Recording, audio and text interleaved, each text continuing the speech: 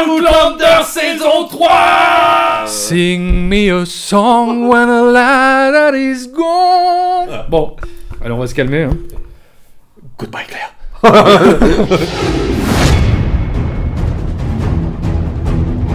Bonjour et bienvenue dans Les Cousins font leur cinéma. Et aujourd'hui, on va revenir donc sur le premier épisode de la saison 3 de... Outlander. Ah, enfin, putain, on l'avait attendu. Qu'est-ce qu'on en a pensé? Alors, voilà. Alors, qu'est-ce qu'on en a pensé, nous qui attendions énormément cette nouvelle saison? Eh bien, ce premier épisode est juste magnifique. On a tout simplement adoré de bout en bout. L'épisode il dure 55 minutes, j'ai cru que ça avait duré 20 minutes. C'est vrai que là, quand j'ai entendu, mais juste le générique quoi, j'ai fait... Ah, j'avais des, tu sais, les frissons, ouais. limite des frissons quoi, tu vois, tu te dis oh là là. Avec cette musique de Bear McCready qui nous transporte dans cette Écosse, enfin c'est vraiment un bol d'air frais cette série. Une bouffée d'air frais mais exceptionnelle. Attention, c'est une vidéo juste pour rappel on va spoiler à mort. Donc si vous n'avez pas vu l'épisode, si vous n'avez pas vu l'épisode, ne regardez pas cette vidéo. Par contre, vous pouvez revenir un petit peu dans le temps et voir une vidéo qu'on a faite il y a à peu près 6 mois sur toute la série Outlander saison 1, saison 2. Et d'ailleurs, vous pouvez regarder le début puisque les 10 premières minutes, on ne spoile rien.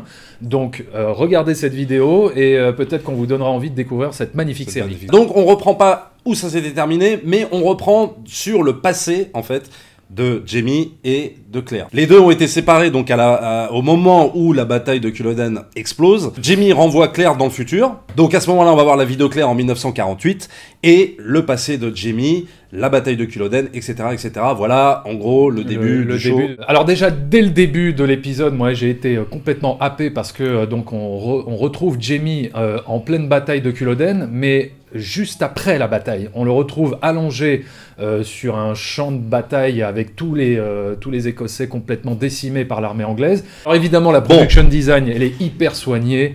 Voilà, donc, surtout dans les 10 premières minutes du film où on est sur ce champ de bataille avec, tu sais, à un moment donné, ce plan de nuit où t'as la neige qui tombe. C'est super beau. C'est super beau, il y a une lumière magnifique. Ouais. Mais comme depuis le début. Non, mais comme depuis le début, voilà. C'est une série hyper soignée. Ce que j'ai adoré dans le début de cet épisode, c'est qu'en fait, on alterne entre présent et flashback. Et en fait, on voit Jamie se refaire le film de toute la bataille, avec des petites séquences de flashback. Tu vois, on n'a pas besoin de revoir toute la bataille entière, parce qu'en plus, on connaît le dénouement de cette fameuse bataille. Donc, juste quelques moments clés de cette bataille, et notamment son affrontement avec Jack Randall. Et alors ça, c'est évidemment tant attendu, et c'est hyper bien réussi au niveau de la mise en scène, avec ses ralentis, la musique, tout ça. Enfin, c'est vraiment une scène très très forte pour démarrer comme ça cette nouvelle saison, et j'ai trouvé ça hyper astucieux de vraiment mélanger présent et flashback. Et alors, ce qu'il faut quand même préciser, c'est tout le côté où en fait Jamie est allongé, donc quasiment, on va pas dire mort, mais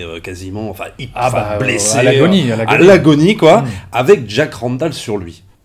Alors on va aller un peu loin, tel un amant en fait, sur lui. C'est complètement ça. Voilà, et c'est complètement ça. Donc ça rappelle finalement la saison 1, quand Jamie finalement appartenait entre guillemets à Jack Randall, et qu'il hésitait entre... Mais c'était ça, hein, qu'il hésitait entre Jack Randall et Claire.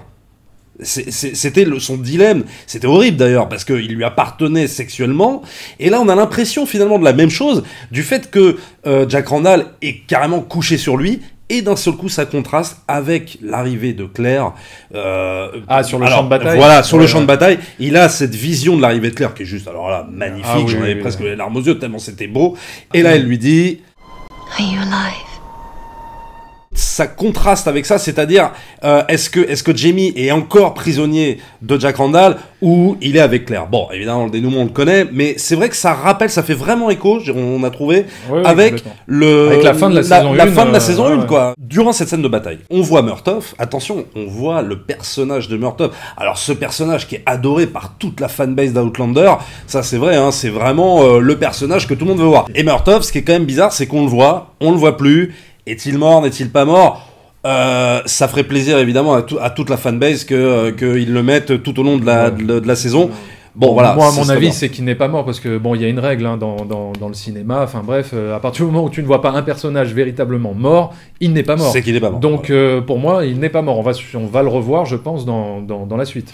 Donc la prestation de Sam Heughan, elle a été saluée là unanimement, hein, même sur les réseaux sociaux, sur Twitter et tout. Comme quoi, c'est vraiment la prestation de l'épisode, quoi. C'est vrai que le mec, il bouge pas, enfin, sauf pendant les séquences de bataille, mais c'est vraiment des séquences de flashback. Mais sinon, toutes ces scènes, à lui, se déroulent allongées. Il a envie de mourir parce qu'il a laissé Claire partir finalement, et on lui dit presque de l'achever, quoi. Et il a envie limite, il s'en fout, il a envie de partir parce qu'il a plus rien à espérer dans cette vie. En plus, bon, il est complètement bon. Et il y a aussi, alors, ce qui est intéressant dans cette scène-là, je crois que c'est dans cette scène, peut-être plus tard, il y a une scène de flashback où Jamie a renvoyé Claire à travers les pierres, et on voit juste la couverture, évidemment, le tartan que portait Claire, et ce qui reste de Claire, quoi. Et ça, on le voyait pas dans la saison 2, ça manquait un petit peu. Là, ils l'ont mis juste en 2-3 images et tout. Ouais, mais ça, c'était très judicieux de le mettre là, pour voir un petit peu l'état psychologique du personnage et de renforcer son désarroi vis-à-vis de ce qui lui est arrivé. Donc ça, c'est très bien vu. Ce qui est vachement intéressant dans cet épisode, c'est que tout est construit en séquences alternatives. Donc on est un peu en effet de miroir, quoi. Donc entre ce qui se passe en Écosse avec Jamie et ce qui se passe à Boston avec Claire en 1948, où elle retrouve Frank et essaye de reconstruire sa vie avec lui. Mais évidemment, elle est rattrapée par son passé et se pose à elle un dilemme qui existait déjà dans les autres saisons, un dilemme amoureux entre Jamie et Frank. Et moi, je voudrais juste saluer donc aussi la performance évidemment d'actrice de Catriona Balfe, surtout dans cette scène où elle accouche, et elle est hyper crédible d'ailleurs. Mais je voudrais aussi saluer la performance de Tobias Menzies, qui... Quand est-ce qu'il gagne un prix, lui? Non, mais qui est mais émouvant, mais c'est dingue, dans ces scènes de dispute avec Claire. Tu ressens, je trouve que, il arrive à te faire ressentir toutes les émotions qu'il peut traverser. Et je voudrais justement insister sur un point qui, à mon avis, est, je pense, inédit dans l'histoire de la fiction, de télévisuelle, quoi, on va dire.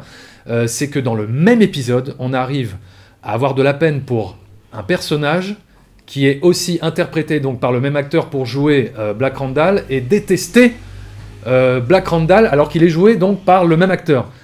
Et je pense que c'est une première. On passe d'une séquence où on a envie de trucider Jack Randall à une séquence qui est donc jouée par le même acteur mais qui interprète donc Frank, mais pour qui on a énormément de peine. Et je trouve ça très très fort. Et ça... il m'a limite fait pleurer à la fin de l'épisode. À la fin de l'épisode, ouais. Parce que il était tellement touchant. T'as limite, tu te demandes si, t'as limite envie que son histoire avec Claire fonctionne. Exactement. C'est ce que je me suis dit quand je regardais l'épisode. Je me suis dit exactement la même chose, du fait aussi que Frank Randall, on le voit quasiment pas de toute la saison 2. C'est-à-dire qu'on l'a carrément même limite zappé, quoi. Et en fait, le truc, c'est que là, de le voir dans la saison 3 en mode couple comme avant, effectivement, on a presque envie que leur couple marche. Mais oui. Mais c'est le comble. Alors qu'on les a quittés. Non, mais alors que dans toute la saison 2, t'étais là, tu te disais, non, il faut que Claire et Jamie soient ensemble, parce que c'est le couple, voilà, mythique. Et là, t'en viens presque à te dire, ah ouais, en fait, ça pourrait être bien. Bah oui, mais parce qu'il est tellement gentil, pauvre Franck, là, il a rien demandé à personne, et sa femme, elle est partie dans le passé avec un autre homme. Voilà. Mais non, mais c'est vrai, t'as limite de la peine pour lui, mais... Oui, mais non, moi j'ai envie que Claire, elle soit avec Jamie. Ouais, mais c'est sûr. Après, on revient à ça, et effectivement, il y a plein de petits passages, l'oiseau qu'elle voit sur la fenêtre et tout, qui lui rappelle un peu, qui lui rappelle l'Écosse, qui lui rappelle Jamie, qui lui rappelle tout ça, et lui qui est en galère avec ça, parce qu'elle sait pas si elle doit reconstruire sa vie entièrement, tirer un trait, elle hésite, elle veut pas, et lui en face.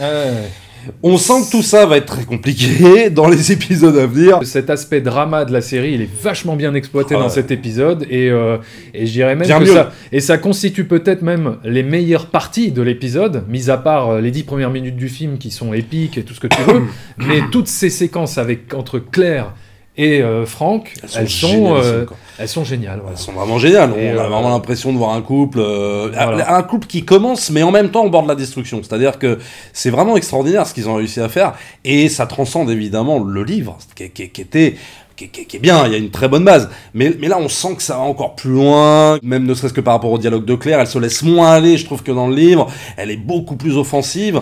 Et puis, bon, elle retrouve un peu son caractère, ce qui fait d'elle que c'est Claire Randall, quoi. Voilà. Ouais. Toujours dans la volonté, en fait, de vouloir construire le récit entre deux temporalités différentes, Claire d'un côté et Jamie de l'autre. Il y a une scène super émouvante, personnellement j'ai trouvé vraiment énorme, c'est Jamie qui est sauvé de la mort, clairement, par le frère de Lord John Grey, et en même temps, ça passe à Claire qui accouche de Brianna, donc délivrance des deux côtés, et ça, c'est magistral, parce que... Et donc ça justifie toute la construction, toute la narration, en effet miroir, en montage alterné, en montage alterné, et ça c'est énorme, et ça passe, mais ça passe comme ça, quoi. C'est tu le vois, paf, tout s'enchaîne, et c'est fantastique parce qu'on suit vraiment l'évolution des deux, mais à des époques totalement différentes et à des lieux encore plus différents, quoi. Alors après il y a un petit détail qu'on a remarqué, vous allez nous dire si c'est vrai ou pas, on compte sur vous dans les commentaires parce qu'on a un petit doute.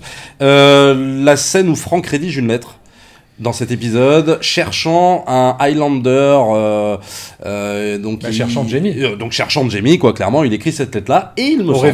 Au révérend. Voilà. Et il nous semble que cette lettre, elle n'apparaît pas dans le tome 3, et elle apparaîtrait dans le tome 5 4.